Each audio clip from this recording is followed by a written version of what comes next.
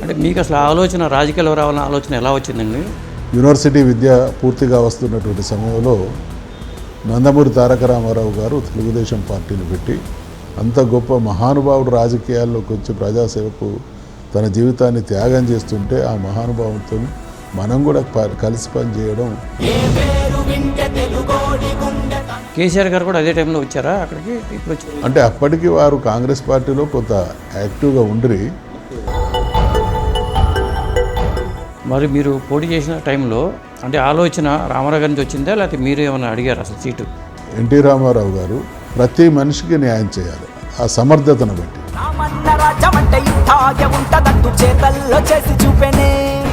ఇప్పుడు రామారావు గారిలో మీకు ఏమైనా నచ్చకపోతే చెప్పేవాళ్ళండి ధైర్యంగా, ఇది కాదండి ఇలా అని?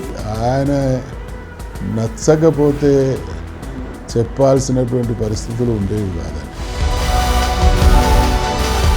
కొంత సినిమాల ప్రభావం కూడా మీ మీద ఉండి ఉంటుంది. సినిమాల ప్రభావం నా మీద కాదండి, తెలుగు రాష్ట్రాలకు సంబంధించినటువంటి సమాజం మీద. రామారావు గారి గురించి ఇంకా ఏదో మీరు చెప్పాలంటే, అసలు ఒక మాటలో చెప్పాలంటే ఏం చెప్తారు? అంటే ఎన్టీ రామారావు గారు మనిషి అద్భుతమైనటువంటి అందగాడు, గొప్ప నటుడు, గంగా ప్రవాహం లాంటి వాగ్దాటి, రాజసం ఉట్టిపడే నడక, 4 తరాల నాయకుడు, ఎనలేని కీర్తి, తరాలకు సరిపడేంత.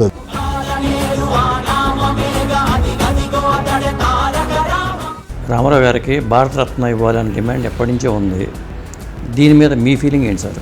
తప్పకుండా ఇవ్వదగినటువంటి గొప్ప వ్యక్తి నందమూరి తారక రామారావు గారు కాబట్టి కేంద్ర ప్రభుత్వం ఇటువంటి మహానుభావుల విషయంలో చాలా ఉదారంగా ముందుకొచ్చి ఇవ్వడం ద్వారా తన గౌరవాన్ని, ప్రభుత్వాలు వాటి గౌరవాన్ని ఇనుమడింపజేసుకోవాలి.